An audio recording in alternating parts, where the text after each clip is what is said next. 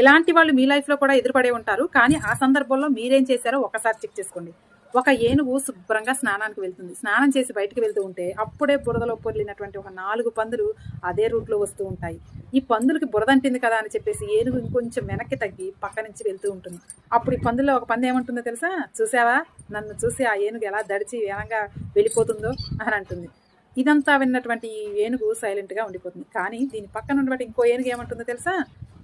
నువ్వు ఒక్క తన్ను తంతే పోయి అవతల పడుతుంది, అలాంటి పందికా నువ్వు దడిచింది, అలాంటి పంది కోసమా నువ్వు అడుగు పక్కకి వేసింది అని మాట్లాడుతుంది. అప్పుడు ఏనుగు నవ్వి ఇలా అంటుంది, శుభ్రంగా ఉన్నటువంటి నేను ఇప్పుడు ఆ పందిని తన్నటం ద్వారా ఆ పందికి ఉన్నటువంటి బురదంతా నాకు అంటుతుంది, అందుకే నేను వేడంగా వచ్చాను అని చెప్తుంది. సేమ్ ఇలాగే మన లైఫ్లో కూడా ఎదుటి వ్యక్తులు తగ్గుతున్నారు అంటే అక్కడ వాళ్ళు ఓడిపోయారు, వాళ్ళ తప్పు ఉందని కాదు, వాళ్ళు భయపడ్డారని కూడా కాదు, మీకున్నటువంటి నెగిటివ్ ఆ పాజిటివ్ వ్యక్తులకి ఎక్కడ అంటుకుంటుందో అని.